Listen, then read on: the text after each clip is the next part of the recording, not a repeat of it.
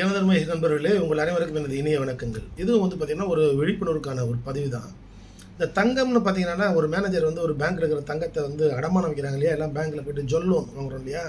அந்த தங்கத்த ஒரு கம்யூனிட்டி திருடி, அத கொண்டு போய் வெளியில அடகு வச்சோ, இல்ல வித்தோ ஒரு 3,00,00,000 சுருட்டிட்டு அவன அரெஸ்ட் பண்றாங்க. இது பார்த்தீங்கன்னா, இன்னைக்கு நகைக்கடன் என்பது பொதுமக்களுடைய வாழ்வாதாரமாக இருக்கிறது. சரி இல்லையா?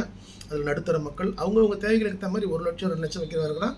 5,00,000, 10,00,000 வைக்கிறவங்க இருக்கலாம். அவசர தேவைக்காக 20, 30,00,000, 50,00,000 வரைக்கும் வைக்கக்கூடியவர்களும் நகைக்கடன் வாங்குபவர்கள் வங்கிக்கு இருக்கிறார்கள். ரைட். இப்போ அந்த ஒரு குறிப்பிட்ட 1 பவுன், 2 பவுன் இன்னைக்கு 1 பவுன் ரூ. 1,05,000ன்னு வச்சுக்கோங்க.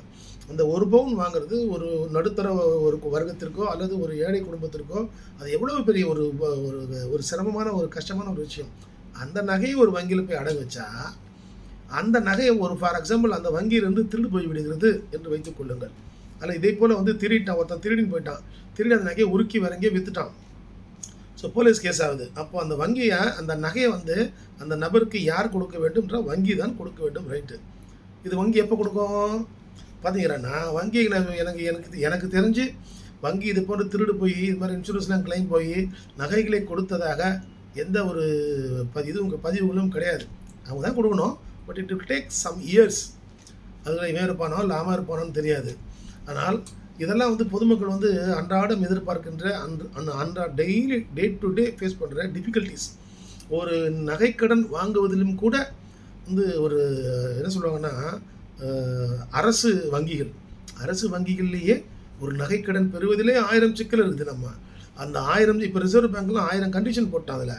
ஆனால் அந்த பெறப்பட்ட அந்த நகைக்கடன் அந்த நகையை வெளியே எடுப்பதில் கூட அது திருடு போனாலோ அல்லது கையாடல் செய்யப்பட்டாலோ அந்த நகையை திரும்ப ஒரு ஏழை மக்கள் ஒரு 5 பவுன் போயிடுச்சு வச்சுக்க, அந்த 5 பவுனுக்காக அவங்க கோர்ட்டில் கேஸ் போட்டு சுத்த முடியுமா?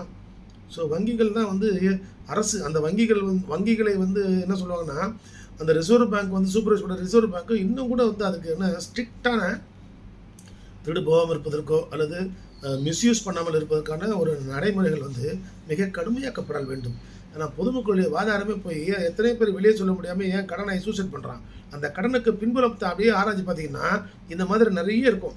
கொடுத்த பணத்தை வசூல் பண்ண முடியாமல் நடிகர் கே. ராஜன் எதுக்காக ஒரு அண்ணா நகர் அடையாறு பிரிட்ஜ் ஒரு தொப்பக்கடியிருந்து குதிச்சார்.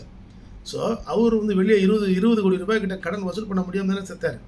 ஸோ இதை போன்றெல்லாம் அவர் கடன் வசூல் பண்ணணும் அப்படின்னா ஆவணங்கள் இருந்தால் போலீஸில் போனால் அங்கே 1000 சட்டம், நீதிமன்றத்துக்கு வந்தால் அங்கே பல வருடங்கள் தாமதம். ஸோ இதையெல்லாம் பார்த்து தான் பார்த்தீங்கன்னா இங்கே இருக்கக்கூடிய சிறு சிறிய